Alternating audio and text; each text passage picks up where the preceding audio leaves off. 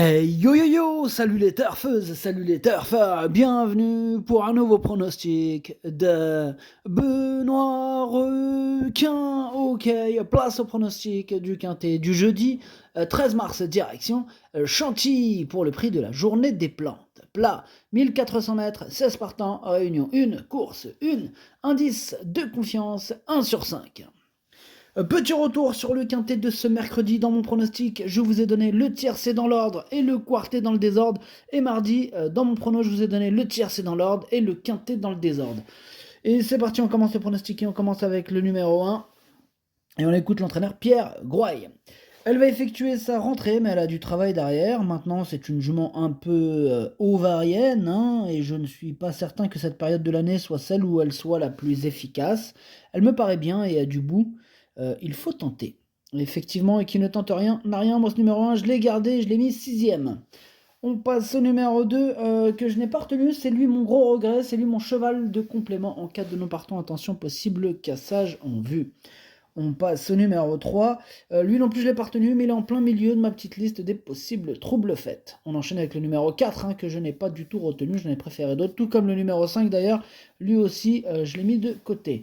On enchaîne avec le numéro 6. Et on écoute Joaquim Armando Ferreira de Oliveira. Bonjour Joaquim. Si, buongiorno. Il a bien récupéré de sa dernière prestation où il s'est cassé à la troisième place dans cette catégorie. C'est mieux d'attendre avec lui et je pense qu'il a une bonne chance. Ok, merci Joaquim. Bah, moi ce numéro 6 il me plaît beaucoup, il fait partie de mes préférés, je l'ai mis quatrième.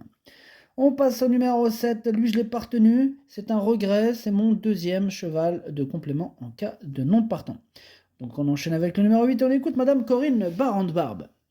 Eh bien le cheval est dans un bel état de forme et bien placé à la corde, alors certes il n'a pas beaucoup de marge de manœuvre à ce niveau, mais on y croit. En tout cas moi j'y crois dur comme fer, hein, ce numéro 8 il fait partie de mes préférés, je l'ai mis troisième. On passe au numéro 9 et on n'aura pas les commentaires de l'entraîneur. Hein, c'est Christophe Ferland, l'entraîneur de Times Warrior, hein, ce numéro 9, qui fait partie de mes deux préférés. Moi, je l'ai carrément mis deuxième. On passe au numéro 10 et on écoute Didier Prodhomme. Ben, il a bien couru dernièrement, mais le mile est un peu le bout du monde à Cagnes. Il a été obligé de sortir un petit peu tôt et cela lui coûte certainement un meilleur classement dans une arrivée très serrée.